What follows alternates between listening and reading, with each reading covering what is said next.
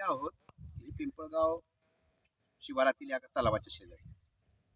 जलजीवन मिशनच्या अंतर्गत संपूर्ण महाराष्ट्रामध्ये राज्य सरकारकडून वाडी वस्त्यावरती पाणी पुरवठा करण्यासाठी जलजीवनच्या माध्यमातून पाईपलाईन केल्या जात आहेत. आणि या पाईपलाईनचे ठेके असे विशेष ठेकेदारांना देऊन त्या गावातील वाड्या वस्त्यांवरती पाणी पुरवठा केला जातोय. शासनाची योजना निश्चितच चांगली आहे, परंतु आज आपण पाहतो या घोडेगाव शिवारातील काही शेतकरी आहेत आपल्यासोबत. आमचा कॅमेरामॅन तुम्हाला दाखवल. आणि या शेतकऱ्यांच्या पाईपलाईन याच विहिरीवरून याच तलावातून गेलेल्या आहेत.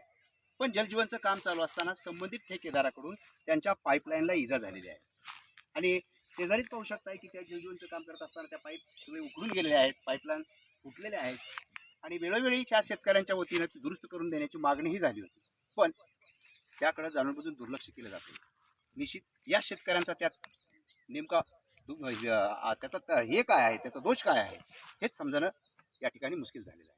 शेतकरी वेळोवेळी शासनाकडे चक्रा घालतायत, निवेदन देत आहेत आणि पाईपलाईन दुरुस्तीची मागणी करत आहेत. आजही त्यांनी तहसीलदारसह इतर सर्वच अधिकाऱ्यांना निवेदन देऊन जर ही पाईपलाईन झाली नाही तर उद्यापासून उपोषणाचा आंदोलनाचा इशारा दिलेला आहे.